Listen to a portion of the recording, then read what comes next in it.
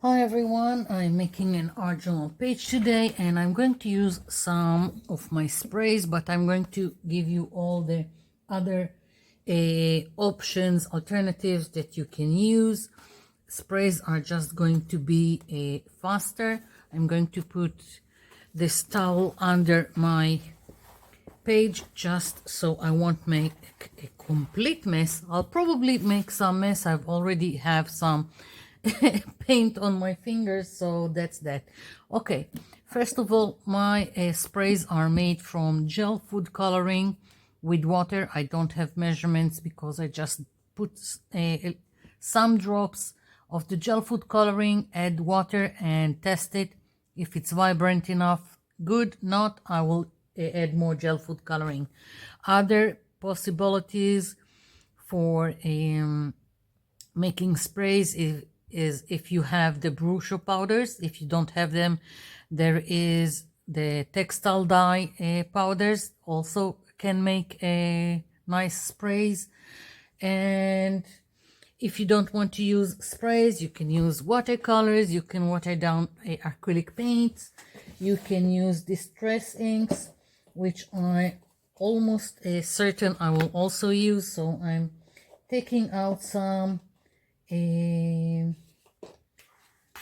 that will correspond with the colors that I've picked, which are turquoise, or I don't know, some kind of blue, neon green. This one is crushed olive, mermaid lagoon, and here I've got some kind of magenta, and we'll see where it gets me. Maybe I will take, no, this is too pink for me, and maybe I'll take something a little bit different, seedless preserve. So that's another way to go about it. You can, for a background, you can smoosh the pad on some non-porous surface, add water spray, and then smoosh it to your page. That's another way to go about it. So I'm just going to start by spraying my page, and maybe I should cover the page next just so it won't look like a complete mess. Not because I really don't care if this page is getting covered, just so it won't be a total mess. So I'm starting with this, and we'll see. I'm just putting it down. I don't care where it goes. I'm just spreading it around. And now the neon green. I'm also overlapping, letting them mix. So very fast and nothing to it. It's really simple and quick. And that's just the first layer, and because I know the paper will absorb a lot of the spray, it will turn a little bit lighter when it's dry. So I'm just spraying a little bit more just to make sure I still have a vibrant background when it's dry. I'm letting this dry completely, and then I'll be back. Okay, so it's not completely dry, but I wanted to show you something. I don't have enough patience to wait for it to dry on its own, so I'm using a heat tool. And well, by using the heat tool, it's also it dries quicker, but I'm also using the heat tool to move whatever puddles I have and create more patterns, interesting organic patterns on my background, like this. So it still moves. I can also tilt if that's what interests me, and just having fun with whatever I have on the page. Now it's almost dry. And if you don't like a puddle, you can always take a paper towel and absorb the excess. You can take your finger and do some and guide wherever it goes. You can do many things however you like to play with it.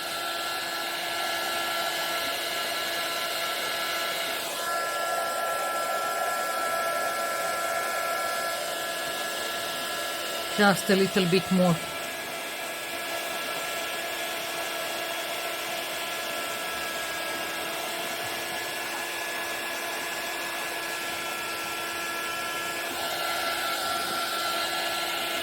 Okay, so I've got this and I'm not finished. I like the start as a background, but I want to layer it. That's why I've picked the distress inks that I've got here. What I want to do is I want to smoosh the ink pad like this, and I want to spray it. Let's see. Now I thought first of just smooshing it to the page, but now I'm thinking of using a fan brush and splattering it. Yeah, just going all around and splattering.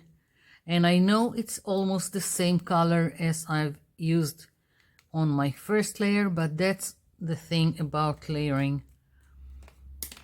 I will get this pattern here, and the rest of it I can still smoosh and create more interesting pattern on my page. And it's all about the layering. Okay, so I just wiped the excess off, and now I'm smooshing this one. This is Mermaid Lagoon, and it seems a little bit dark, but that's okay. Maybe I should have used a broken china. I don't know. It's not that important for what I'm trying to do here on the background, which is layering and creating organic shapes in the background. Just something interesting, and it's just the start. And again, I can decide to smoosh, I can decide to splatter. All kinds of interesting stuff is going here, and there is no rules to it, just having fun. Okay, so now I want this to dry because I want to do some kind of a more controlled pattern on top of it, and then I'm going to use either this or this on top, and I'm planning on doing it either with a stamp or with a stencil. So I need to dry this. I'll come back. Okay, so this is dry. I added a little bit more here. I felt like I had all these lovely puddles on this side and I didn't have anything here, so I added a little bit more. Now I want to continue layering my background, and I can continue doing all this splattering, and I can stamp and I can stencil, and I can also do reverse stenciling. I'm going to go over what I'm talking about now. I can directly stamp, I can use sprays or the inks on it. I can also stencil, but I can also use the stencil and as a stamp. And let's see, I've taken another spray. This is a little bit darker, and I can decide. Okay, the spray is not that good, but the bottle is not that good, but good enough for what I want to do. And now I'm flipping it over and stamping it here. Let's take a paper towel, and I'm just giving more texture to my background. Again, same thing, flipping it over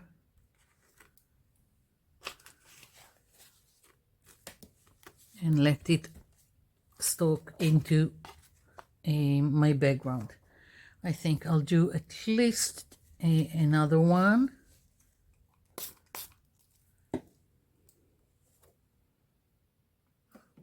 Let's put one here. Oh, I really like it. And I can continue just using whatever excess I've got on the stencil. So instead of putting this on the page and using it as a stencil, I'm using it as a stamp. And I think I want a little bit more. I really like it. Okay, flipping it over, and I like some that come out of the edges. So here we go, and maybe there is enough to put one here. Yes, I really like it. Okay, just wiping my stencil and putting it here. And now I want to introduce the other color. I really like what's going on, and you don't have to.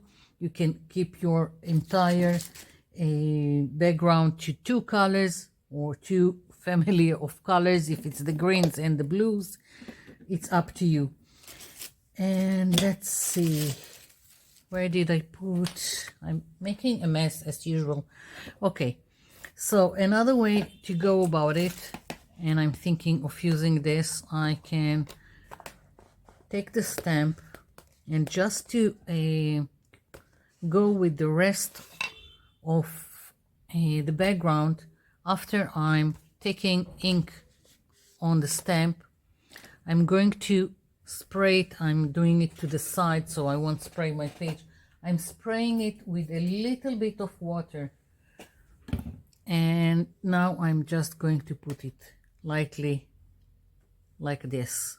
Okay, and it goes with the same thing that I have all over the page, the watery effect. You can do it with distressings, you can do it even with watercolors. Just put watercolor on, again, on non-porous surface, put the stamp on, and then you can do it again. So once again, I'm putting more of it on the stamp and spraying it here lightly with mist. Don't overflow it with water. I'm really loving this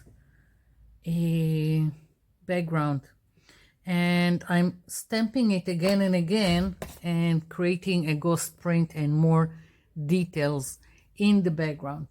I'm thinking of doing a little bit more.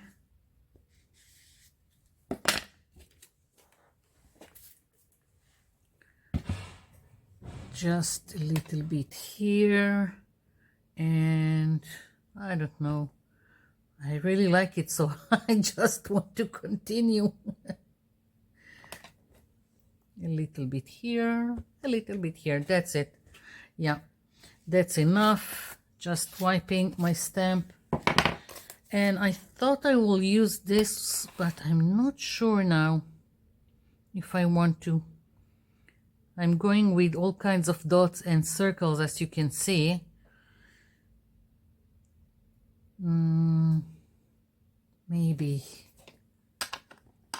Maybe I'll try this color. Okay, where is the towel?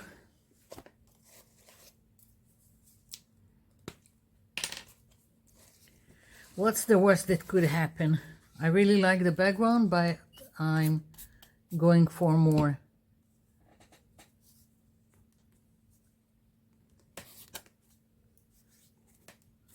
Yeah, you can hardly see the pattern, but that's okay. It's just continuing layering. Oh, this is beautiful. I love it. Okay, so I need one here. Better than I thought. Yeah. Okay, so now I'm really happy with my background, so I can leave it alone. And we are continuing to my focal point. So, focal point, I've found this photo on Pinterest. I really liked it. I don't know who owns it. I don't know where it came from. I'm not going to use it as is. And it's a little bit, it looks like a little bit like an AI image. I'm not sure. But I'm just going to use it as a template. Which means that I'm going to take tracing paper. I'm always doing templates on tracing paper. I can always change and go back, and it's always a start to all kinds of other things. Sometimes it will, after I'm making a template, I will create a stencil out of it.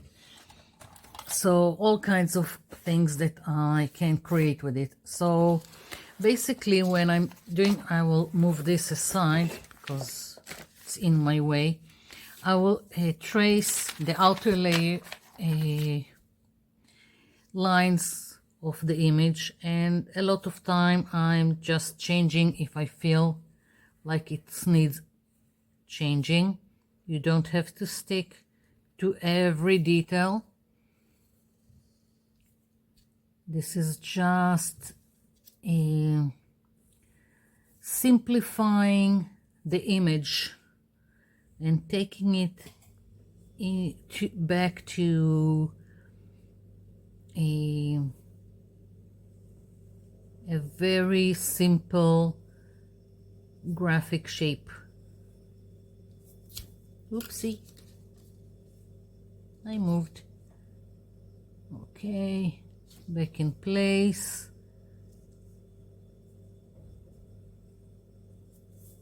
I've got some branch here which I don't care much for all the details.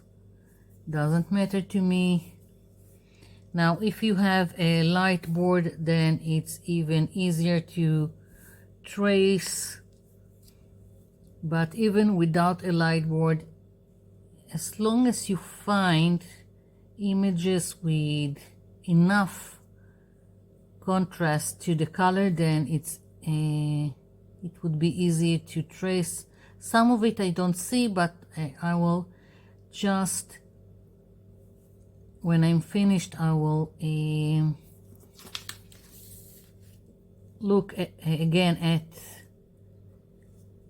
the image and see where I need to do some fixing.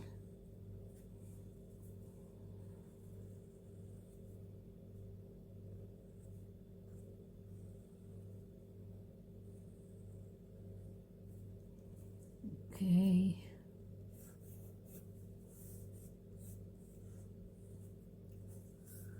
And the branch here, or something like that. Something here doesn't work. I will need to check it out, and I'm not sure if I want the leaves, but I'll do them like this very lightly, and I'll see later on if I want to keep them or ignore them.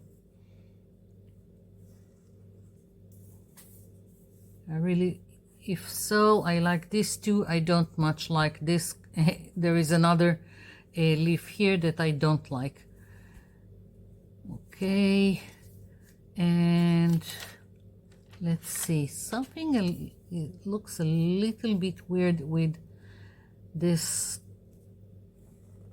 image, and as I said, I think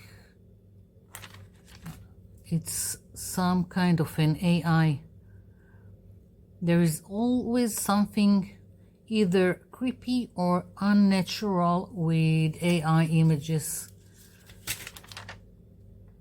Yeah.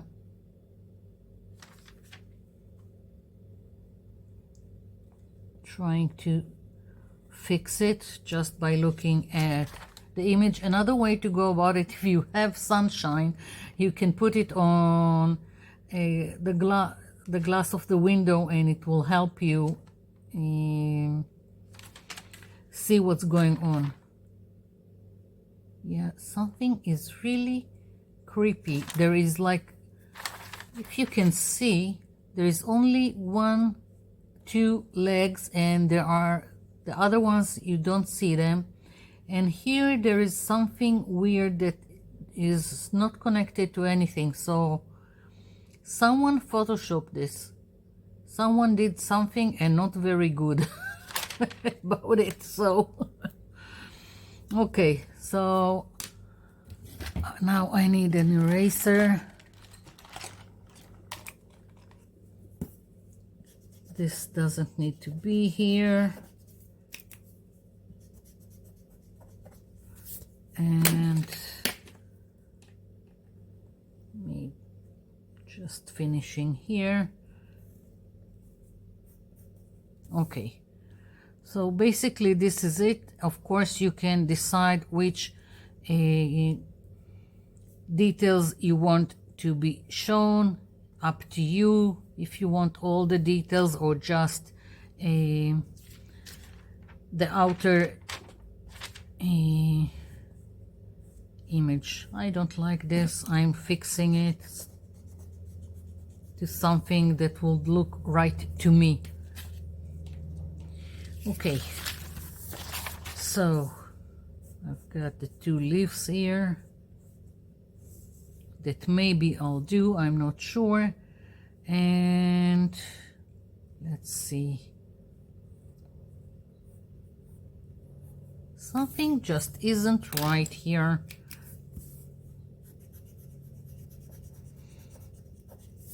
I need another one, a better eraser. I'll fix it.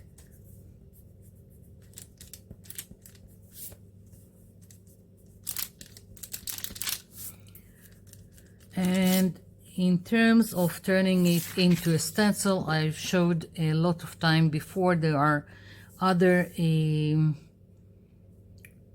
videos I've done about how to turn a photo into a stencil.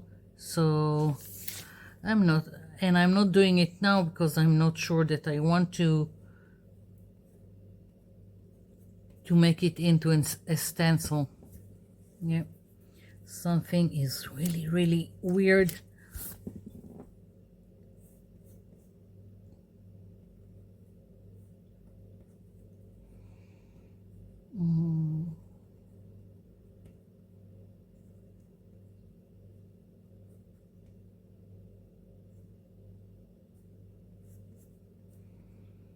Okay, I don't know.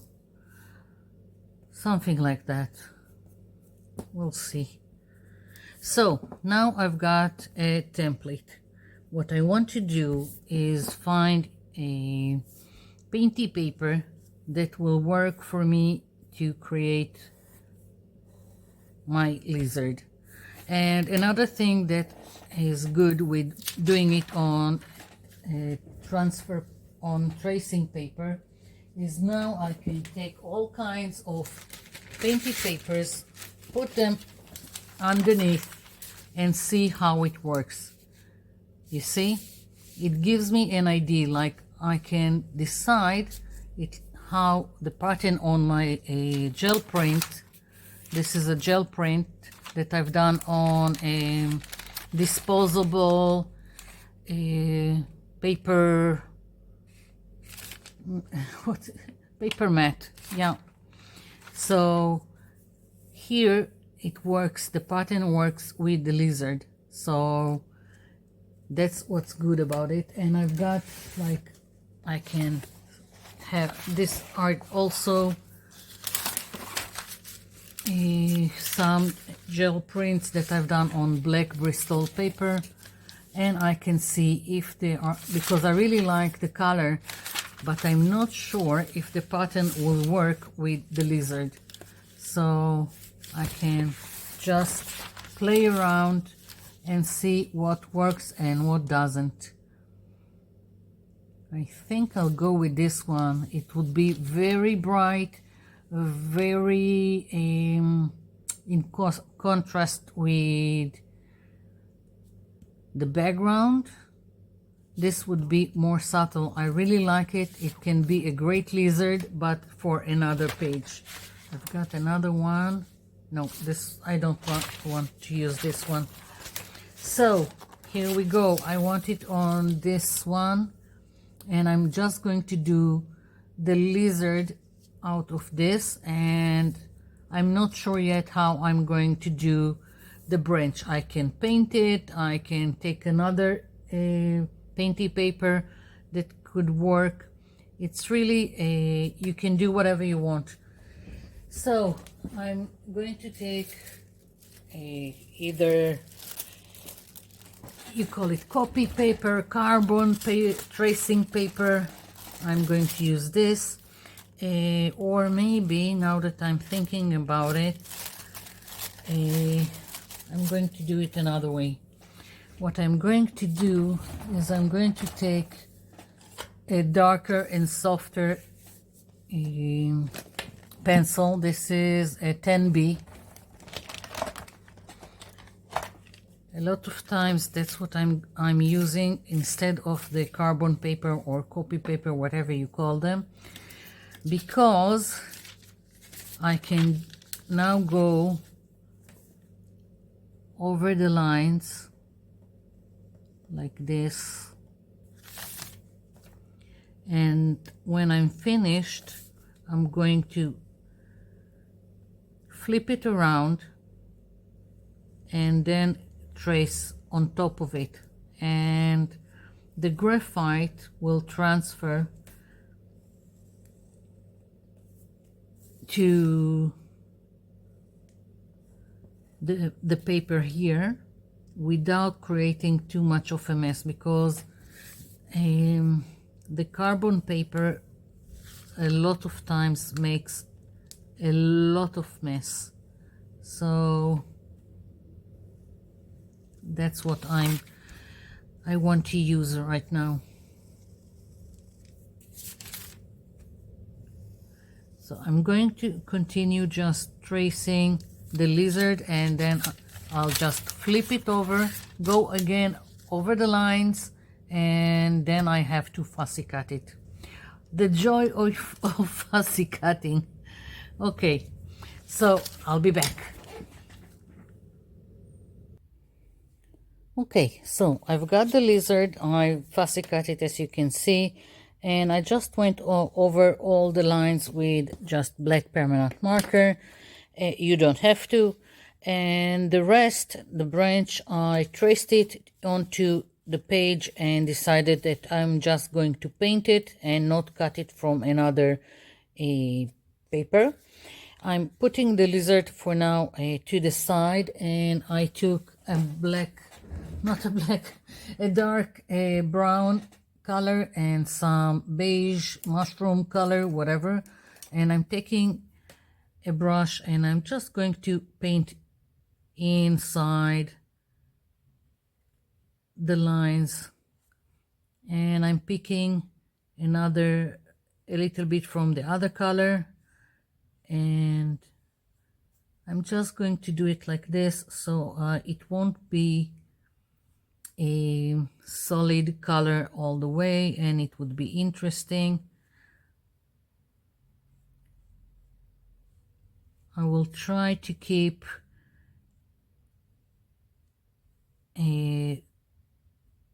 the lighter color towards up of the branch, and I'm not too worried about me going on top of the black permanent lines that I've done. I can always fix it later. Right now I'm just coloring inside And each time I'm taking a little bit of each colors, and just so it would be more interesting and not one solid color.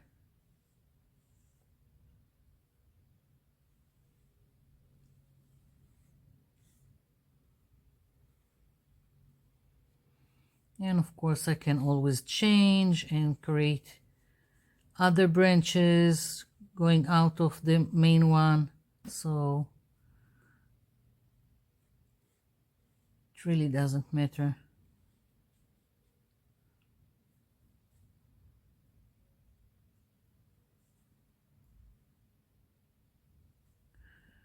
I also have some acrylic markers that I can use in the tight spaces, just so I won't have to work hard. And of course I've got some paint brushes that are very small, so I can do details, but I don't feel like I really need to worry too much about what is going on here. So yeah, starting to take shape. Okay, let's take something smaller just so I can finish it. And once it's dry, I will go over and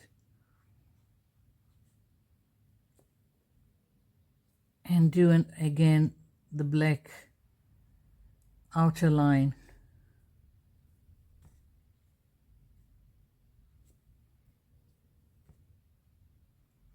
I like mixing the paint directly on the page instead of mixing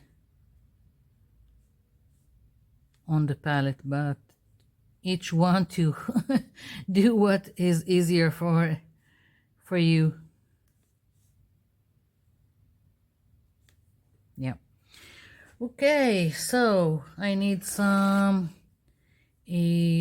color for the leaves. I don't want them green because then it would just be too much as my background. So I'm taking a little bit of the brown, and I've got this orangey color.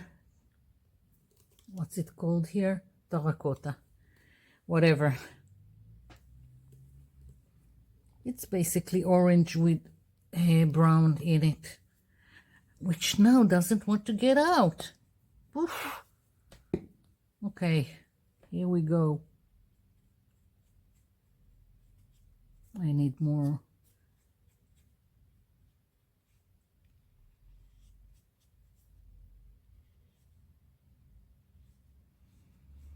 And if I don't like the color, I can always wait for it to dry and just go on top of it with something else. I can change it completely if I want to.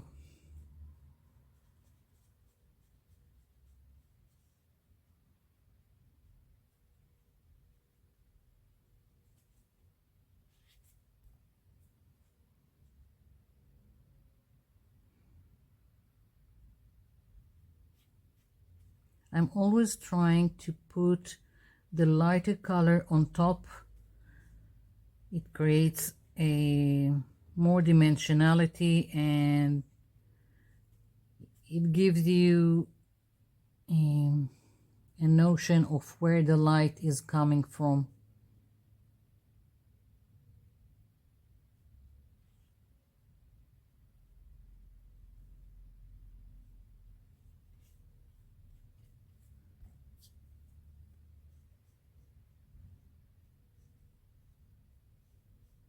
Again, I don't worry about the black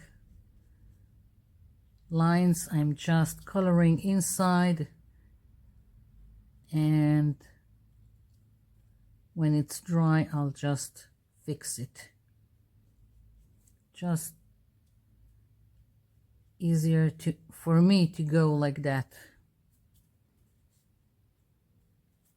Like it, but I need a little bit more light, so I took a little bit from the mushroom color here.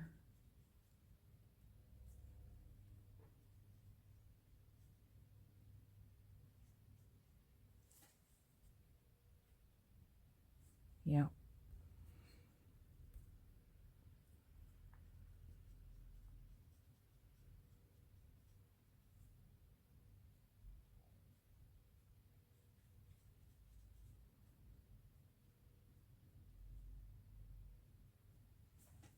Okay, now I need for this to dry so I can do some fixing with the black marker, and then I'll glue the lizard, and I still want to work on it and give it a little bit more dimensionality, so I'll be back.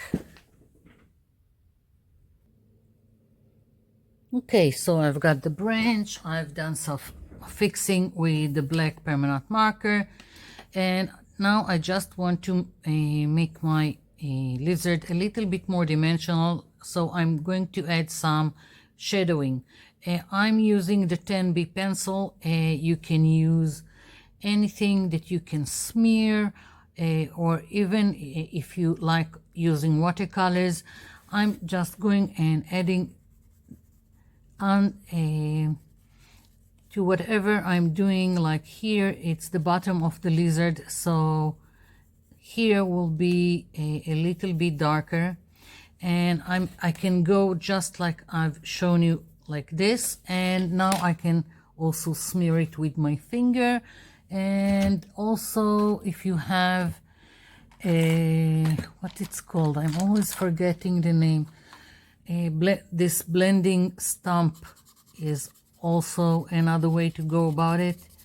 Just smear it, but the 10B is quite a soft graphite, so you can smear it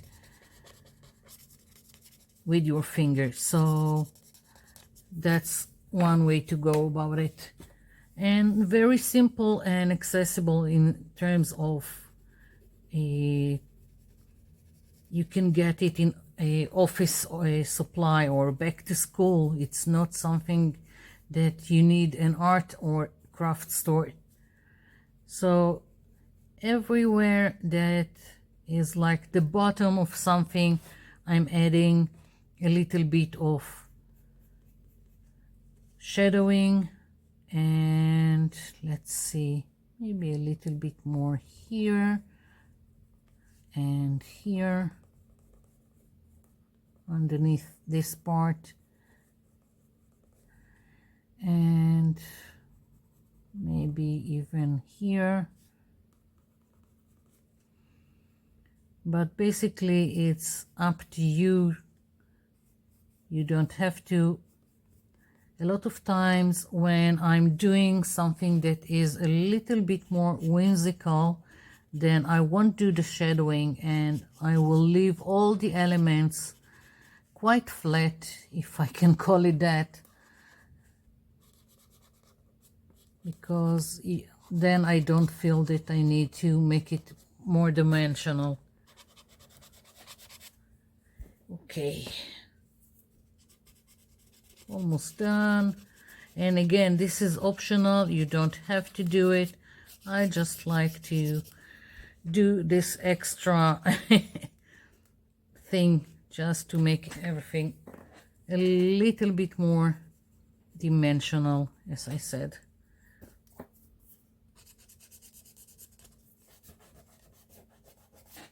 Yeah, and just a little bit more here.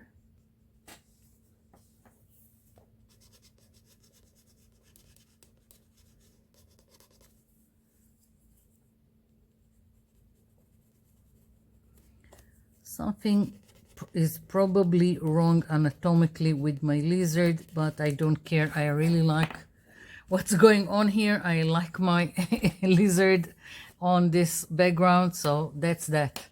So this is it. I hope you liked it and you'll do something similar. Have fun with it. You don't have to do a lizard. You can make your own thing, find a photo, do your own thing.